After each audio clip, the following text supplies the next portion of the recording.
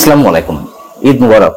প্রিয় দর্শক, ঈদের দিনে ঈদকে কেন্দ্র করেই এটি গুরুতর প্রশ্ন উত্থাপন করেই বক্তব্যটি শুরু করি।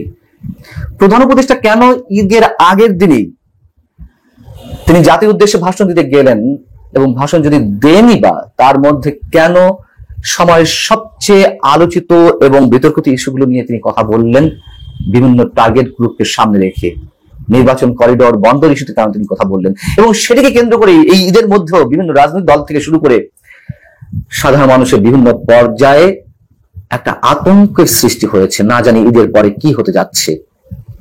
এবং এটাও তো সত্য কথা যে এই ঈদকে সামনে রেখে যে সরকারি পর্যায়ের 10 দিনের ছুটি ঘোষণা করা হলো, লম্বা ছুটি, সেই ছুটি কেন দেওয়া হলো এত দিনের?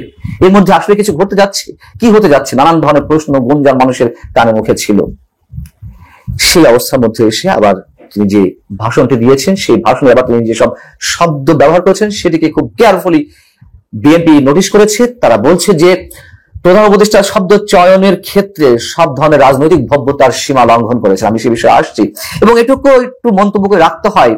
আমরা নিশ্চয় জানি যে আমার যদি খুব ভুল না হয়ে থাকে, আজ অবধি অন্য কোনো সরকার প্রধান বা রাষ্ট্রপ্রধান এই দেশের আর কখনোই ঈদকে সামনে রেখে জাতির উদ্দেশ্যে ভাষণ দেননি। ব্যতিক্রম শুধুমাত্র এই প্রধান উপদেষ্টা অধ্যাপক ডক্টর মোহাম্মদ ইউনূস, যিনি রোজার ঈদকেও সামনে রেখে এবং একই সঙ্গে স্বাধীনতা দিবসকে সামনে রেখে গত 25শে মার্চ জাতির উদ্দেশ্যে ভাষণ দিয়েছিলেন।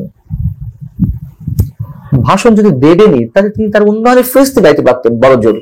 কেন তিনি এই বিতর্কিত ইস্যুগুলো সামনে নিয়ে এসে মানুষের মধ্যে এক ধরনের শঙ্কার সৃষ্টি করলেন? নিশ্চয় এর মধ্যে কোনো কারণ আছে। তিনি 9 জুন লন্ডন সফরে যাচ্ছেন, তিনি ইচ্ছা করলে 8 জুন দিতে পারতেন, অথবা আরো 2 দিন আগে দিতে পারতেন, জানি না। কিছু একটা উদ্দেশ্য রয়েছে, এটা আমরা মনে করতেই পারি, ধারণা করতে পারি। তো প্রধান উপদেষ্টা যখন ভাষণ দিলেন তার পরপরই বিএনপি জরুরি ভিত্তিতে বৈঠকে বসেছিল স্থায়ী কমিটির সদস্যরা, যেখানে শীর্ষ নেতা দলের তারেক রহমান উপস্থিত ছিলেন, এবং এপ্রিলে যে নির্বাচনের সময়সীমা ঘোষণা করা হয়েছে সেটি তারা প্রত্যাখ্যান করেছেন। একই সঙ্গে তারা ডিসেম্বরের মধ্যে নির্বাচন অনুষ্ঠানের বিষয়ে অনড়। যদিও বিএনপির এই অনড় অবস্থানকে মানুষ এখনো পর্যন্ত অতটা সিরিয়াসলি কেউ কেউ নিচ্ছেন, কেউ কেউ হয়তো নিচ্ছেন না, যেহেতু বিএনপি খুবই সুকৌশলে সব ধরনের গঠনমূলক রাজনৈতিক ভাষা প্রয়োগের মধ্য দিয়ে তারা প্রতিবাদটি জানিয়ে আসছে। কিন্তু এইগুলোকে আবার কেউ কেউ দুর্বলতা হিসেবে দেখছে। আমি নিজেও বলেছি, অনেকেই বলছেন জুনেও যদি নির্বাচন হয় সেক্ষেত্রে বিএনপি হয়তো মেনে নিতে বাধ্য হবে। শেষমেশ আসলে সত্যি তেমনটি ঘটে কিনা আমরা জানি না। যাই হোক, বিএনপি বৈঠক শেষে যে বিবৃতি দিয়েছে সেই বিবৃতিতে তারা উল্লেখ করেছে যে একটি বিশেষ রাজনৈতিক গোষ্ঠীর প্রভাবিত হয়ে অন্তর্বর্তী সরকার আগামী বছর এপ্রিল মাসে জাতীয় সংসদ নির্বাচন অনুষ্ঠানের ঘোষণা দিয়েছে। খুবই যৌক্তিক কথা।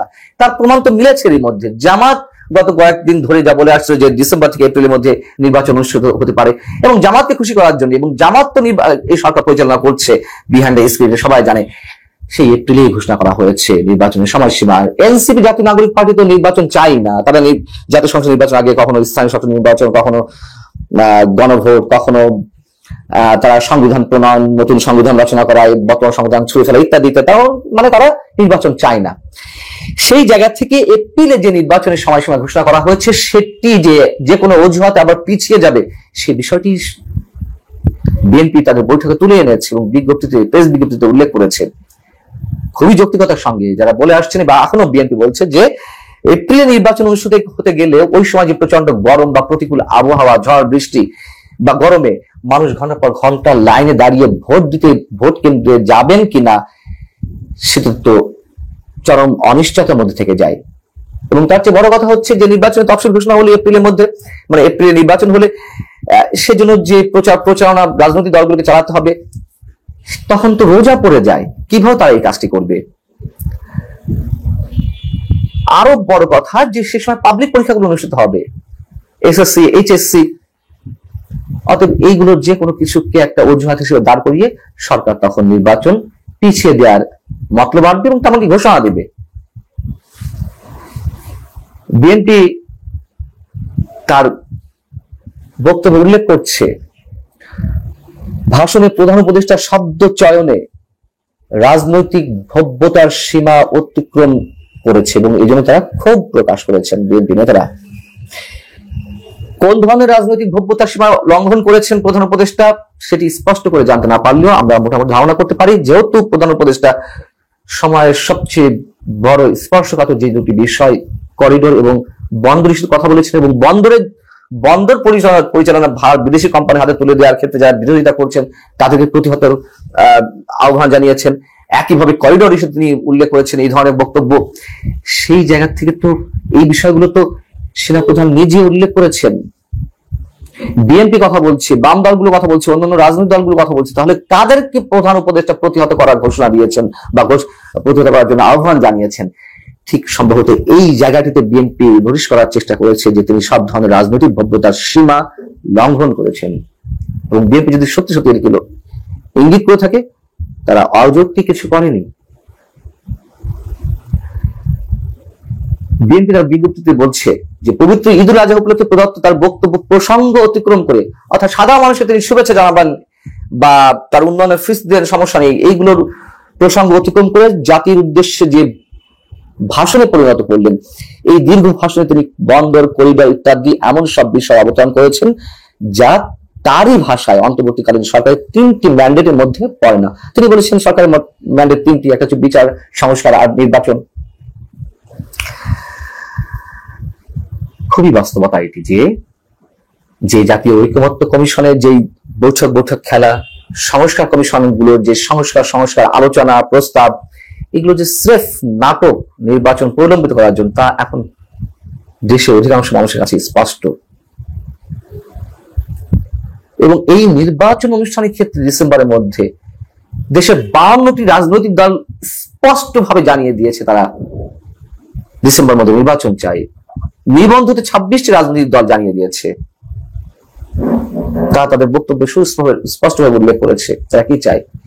সেখানে তাদের সব ধরনের মতামতকে অগ্রাহ্য করে মাত্র 10% রাজনৈতিক দল বা রাজনৈতিক প্রতিনিধিত্ব করে জনগণের এমন দলের সবকিছুকে গ্রাহ্য করে বিবেচনায় নিয়ে প্রধান উপদেষ্টা সবকিছু করে যাচ্ছেন একের পর এক। বিএনপি এখনো পর্যন্ত অনড় আছে। আমরা জানি না তারা কোন ধরনের কর্মসূচিতে যাবে, তবে ঈদের পরে নিঃসন্দেহে রাজনৈতিক পরিস্থিতি উত্তপ্ত হচ্ছে, এটুকু আমরা যে কেউ বলতে পারি। এই জন্যই বলছিলাম যে কেন, কি উদ্দেশ্যে প্রধান উপদেষ্টা ঈদকে সামনে রেখে এ ধরনের বক্তব্য দিতে গেলেন। ভালো থাকুন সবাই। আল্লাহ হাফেজ। আসসালামু আলাইকুম রহমতুল্লাহি ওয়া সম্মানিত দর্শক, অবস্থা দৃষ্টি মনে হচ্ছে যে জামায়াত ইসলামী বাংলাদেশ বন্ধুহীন হয়ে পড়েছে। শুধু তাই নয়, গত কয়েক মাসে বাংলাদেশের টেকনাফ থেকে তেঁতুলিয়া পর্যন্ত সর্বত্র বিভিন্ন পর্যায়ে তাদের জন্য প্রতিযোগী তৈরি হয়েছে, শত্রু তৈরি হয়েছে, হেটার গ্রুপ, অর্থাৎ তাদেরকে ঘৃণা করে এরকম একটা নতুন গ্রুপ তৈরি হয়েছে, এবং তাদেরকে ঠকানোর জন্য এটি মুনাফেক গ্রুপও তৈরি হয়ে গেছে। যেভাবে তারা একসময় আওয়ামী লীগের মধ্যে বিলীন হওয়ার চেষ্টা করেছিল, এখন আওয়ামী লীগের অনেকে তাদের মধ্যে বিলীন হয়ে তাদেরকে সর্বনাশ করার জন্য প্রাণান্ত চেষ্টা চালাচ্ছে। যে সকল কৌশল অবলম্বন করে তারা সারা বাংলা একটা ভাইব তুলেছিল, নিজেদের সততা, নিজেদের যাকে বলা হয় বিস্তৃতি, নিজেদের শ্রেষ্ঠত্ব তারা প্রকাশ করার জন্য সামাজিক মাধ্যমকে যেভাবে হাতিয়ার হিসেবে তারা ব্যবহার করেছিল, এবং প্রতিপক্ষকে অবদমিত করার জন্য, প্রতিপক্ষকে মোকাবেলা করার জন্য, তাদের মন এবং মানসিকতা ভেঙে দেওয়ার জন্য, এমনকি প্রতিপক্ষের চরিত্র হরণের জন্য তারা যে সাইবার ফোর্স গঠন করেছিল, তাদের যে বাঁশের কেল্লা, এখন ঠিক একই প্রযুক্তিতে তাদের বিরুদ্ধে অধিক শক্তি নিয়ে তাদের যারা রাজনৈতিক প্রতিপক্ষ সামাজিক মাধ্যমে যে প্রচারণা চালাচ্ছে, তার প্রেক্ষিতে পুরো বাংলা এখন জামাতের জন্য রীতিমতো দারুল হরব, শত্রুর দেশে পরিণত হয়ে গেছে। যখন বিপ্লব সফল হল এবং যখন জামাতের আমির ক্যান্টনমেন্টে গিয়ে অন্যান্য রাজনৈতিক নেতৃবৃন্দের সঙ্গে তিনিও সেনাপ্রধানের সঙ্গে সাক্ষাৎ করলেন, কথা বললেন, এবং সেনাপ্রধান যখন বক্তব্য দিতে গিয়ে পরপর 2বার আমিরে জামাত এই শব্দটি উচ্চারণ করলেন, তখন আমরা ধরে নিলাম যে জামাত বর্তমান সরকারের এখন যারা চালাচ্ছেন তাদের একটা ডিফ্যাক্টো সরকার হিসেবে কাজ করছে। এবং আমরা বাস্তবে দেখলাম যে আগস্ট মাসের প্রথম সপ্তাহতেই যত গুরুত্বপূর্ণ নিয়োগ, বদলি, তারপর গুরুত্বপূর্ণ জায়গাগুলোতে দখল প্রতিষ্ঠা করা, এক্ষেত্রে জামাত ইউনিক সফলতা দেখালো। যত দ্রুত তারা এসালামের ব্যাংকগুলোকে নিজেদের করে নিল, বলা হয়ে থাকে এগুলো একসময় তাদেরই ছিল, আবার তারা সেটা নিয়ে নিল। ঠিক এই কাজটি তারা যত দ্রুততার সাথে করতে পারলো, ঠিক একইভাবে কিন্তু বিএনপির লোকজন পারেনি। আইএফআইসি ব্যাংকে জনাব মোসাদ্দেক আলী ফালু একসময় চেয়ারম্যান ছিলেন, তো তিনি কিন্তু আইএফআইসি ব্যাংকের দখল নিতে পারেননি। আব্দুল মিন্টু অনেকদিন ইসলামী ন্যাশনাল ব্যাংক থেকে আলাদা ছিলেন, কিন্তু অনেক কষ্টে তিনি চেয়ারম্যান পদটি পেয়েছেন বটে, কিন্তু বাংলাদেশ ব্যাংক থেকে বিএনপির নাম করে কোনো সুযোগ এ পর্যন্ত আদায় করতে পেরেছেন এটা জানা নাই। ফলে তিনি খুবই হতাশ, ভীষণ রকম হতাশ। তো সেই দিক থেকে জামাতের যে নেতৃত্ব, যারা এই এসালামের ব্যাংকগুলো যেগুলো নেতৃত্বে তারা চলে এসেছে, ইসলামী ব্যাংক, ফার্স্ট সিকিউরিটি ব্যাংক এবং অন্যান্য ব্যাংক, সেগুলো নিয়ে কিন্তু আমরা কোনো ট্রু শব্দ শুনছি না। এবং এই ব্যাংকগুলোকে, অর্থাৎ এই ইসলামের ব্যাংকগুলোকে আবার রিভাইভ করানোর জন্য বাংলাদেশ ব্যাংক শেখ হাসিনার জমানাতে যেভাবে এসআলমকে সহযোগিতা করত, তার চেয়ে আরও বেশি ডাইনামিকভাবে তারা এই রুগ্ন ব্যাংকগুলোকে টাকা সরবরাহ করে এগুলোকে বাঁচিয়ে রেখেছে। তো এসব জামাতের সফলতা।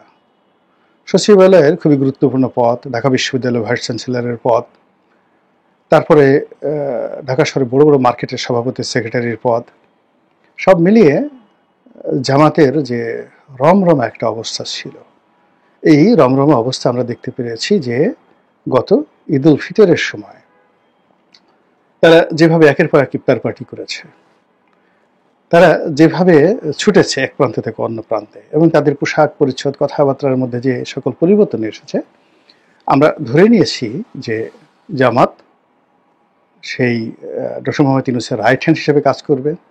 এনসিপি মূলত জামাতই চালাচ্ছে, এবং জামাতের কথা মতো একের পর এক নতুন রাজনৈতিক দল গঠিত হচ্ছে। আগামীতে যে প্রতিযোগিতা হবে সেখানে বিএনপি জয়লাভ করবে না, জামাতের নেতৃত্বাধীন যে জোট তারা জয়লাভ করবে, এটি নিয়ে যখন আমরা ক্যালকুলেশন করছি, ঠিক সেই সময়টাতে মে মাসের সেই তৃতীয় সপ্তাহে এসে বা দ্বিতীয় সপ্তাহে এসে আমরা দেখলাম যে পুরো পরিস্থিতি জামাতের প্রতিকূলে চলে গেছে। বিএনপির সাথে তাদের যে শত্রুতা ছিল, আগে যেটিকে দা কুমড়া বলা হতো, মানে কুমড়া যেভাবে দাকে কাটে বা দা যেভাবে কুমড়াকে কাটে, ঠিক ওই রকম একটা সম্পর্ক আমরা যেভাবে বলি, ঠিক জামাত আর বিএনপির সম্পর্কটা আসলে সেই দা কুমড়া সম্পর্ক এখনো নাই। মানে ইচ্ছা করলে এখানে জামাত বিএনপিকে কুমড়ার মতো কাটতে পারবে না, বা বিএনপি ইচ্ছা করলে জামাতকে কুমড়ার মতো কাটতে পারবে না। এখানে যেটি হবে সেটি হলো দুটো ট্রাকের মুখোমুখি সংঘর্ষ, দুটো শক্তিশালী তলোয়ার একে অপরের সঙ্গে সংঘর্ষ, এবং আকাশের দুটো বজ্রপাত যদি পরস্পরের সঙ্গে আঘাত করে, তখন সেখানে যে ঘটে, অথবা দুটো শক্তিশালী মেঘ যখন একে অপরের উপর আশ্রয় পড়ে এবং সেখান থেকে যখন বজ্র উৎপন্ন হয়, ঠিক ওইরকম বিএনপি আওয়ামী লীগের যে সংঘাতটি সারা বাংলাদেশে অশান্তির বাতাস বয়ে বেড়াচ্ছে, এবং প্রতিটি মানুষের মনে ভয় ধরিয়ে দিয়েছে। বিএনপির মনে ভয় আছে, জামাতের মনে ভয় আছে, এবং এটি ইউনিয়ন পর্যায়ে এই ভয় চলে গেছে, ইউনিয়ন, উপজেলা, পৌরসভা, জেলা এবং ঢাকা শহর। এবং এখন সেই যে বিশ্ববিদ্যালয়ের সেই আগের দিনের মতো যে একটা জামাত ধরো, তারপরে কি যেন করো, এরকম বিএনপির লোকজনকে আবার জামাতের লোকজন ভাবে প্রকাশ কিছু বলছে না, বাট একটা দুটা বিএনপি ধরো, একটা দুটো ছাত্র দল ধরো, সকাল বিকাল ড্যাশ করো, এরকম কথাবার্তাগুলো এখন অনিবার্য হয়ে পড়েছে। তো সেটা হয়তো জামাত সামাল দিতে পারতো যদি বর্তমান সরকারের সাথে তাদের সম্পর্ক ভালো থাকতো, কিন্তু সেটা হচ্ছে না। ইদানিং সরকারের যে প্রধান কিংস পার্টি সরকারের আছে 20-25টা, তার মধ্যে প্রধান কিংস পার্টি এনসিপির সঙ্গে জামাতের যে সম্পর্ক এটি এখন সাপে নেউলে, মানে বেজি এবং সাপের যে সম্পর্কটি ওইরকম সম্পর্ক হয়ে গেছে। একজন আরেকজনের চরিত্র হনন করছে, একজন আরেকজনের উপর ঝাঁপিয়ে পড়ছে, হামলা করার চেষ্টা করছে। এবং আগামীতে আমরা এই যে তাদের যে প্রতিযোগিতা, প্রতিহিংসা, পারস্পরিক ঘৃণা, দেশ, ক্রোধ, এটিকে মানে বারুদের আকারে আমরা দেখতে পাবো, দাও দাও করে জ্বলতে থাকবে এনসিপির সঙ্গে জামাতের সম্পর্ক। জামাতের সঙ্গে চরমোনাই পীর সাহেবের একটা সম্পর্ক গড়ে উঠেছিল, সেটি রিভার্স হয়ে গেছে। এখন মামুনুল হক সাহেব থেকে শুরু করে অন্যান্য যে সকল হেফাজত নেতাদের সঙ্গে জামাতের একটা সম্পর্কের কথা শোনা গিয়েছিল, এটাও এখন সেটা হবে না, সেটা নেই। হেফাজত এখন যে কোনোভাবে হোক এনসিপির সাথে একটা সমঝোতা করার চেষ্টা করছে, এই একটা গ্রুপ। ফলে এই মুহূর্তে অন্যদিকে জামাতের সঙ্গে একটা সময় গণ অধিকার পরিষদের নুরুল হক নুরু, তাদের ভালো সম্পর্ক ছিল। নুরুল হক নুরু থেকে বের হয়ে আম আদমি পার্টি যারা করলেন, জনাব তারেক রহমান, ওনাদের সাথে একটা ভালো সম্পর্ক ছিল। সেই সম্পর্কটি এখন আর তাদের সাথে তলে তলে থাকতে পারে, কিন্তু প্রকাশ্যে নেই। এর কারণ হলো তার এই দুটো দলই, মানে তারেক রহমান সাহেবের আম জনতা এবং নুরুল হক নুরুর গণ অধিকার পরিষদ, তারা স্ট্র্যাটেজিক্যালি, কৌশলগতভাবে বিএনপির সঙ্গে এমনভাবে তারা লেগে আছে যে তাদেরকে ছাড়া বিএনপির চলবে না, বিএনপিকে ছাড়া তাদের চলবে না। ফলে এখানে তাদের যে তারা এখন পর্যন্ত এই দুটো দল, মানে গণ অধিকারের দুটো অংশ এখন পর্যন্ত জামাতের বিরুদ্ধে বলেনি, কিন্তু এটা খুব দ্রুত তারা বলবে। এরপরে বাইরের অন্যান্য যে সকল দল, জোনায়েদ শেখী সাহেবের দল আছে, জাসদের আসম আব্দুর রব সাহেবের দল আছে, কাদের সিদ্দিক সাহেবের দল আছে, যারা জামাতের প্রতি খুব সফট ছিল শেখ হাসিনার জামানাতে, তারপরে তারা কেউ এখন জামাতের পক্ষে নামবে না। সবেধন নীলমণি এখন কেবলমাত্র যাকে বলা হয় এলডিপির যে অংশটি, দুটো অংশ এলডিপির, একটি অংশ তারেক রহমান সাহেবের সাথে আছে, যেটার চেয়ারম্যান জনাব সাদাত আর সাদাত হোসেন সেলিম, আর অপর অংশটির চেয়ারম্যান হলো কর্নেল অলি বীর বিক্রম।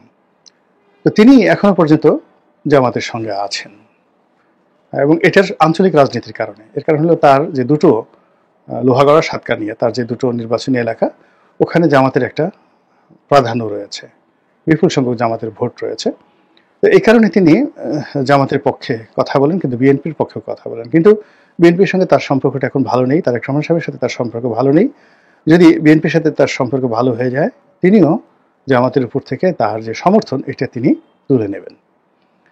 ফলে কি হলো, পুরো রাজনৈতিক যে অঙ্গনটি, সেই অঙ্গনটি এখন জামাতের জন্য রীতিমতো ভয়ঙ্কর এবং বিপজ্জনক হয়ে পড়েছে।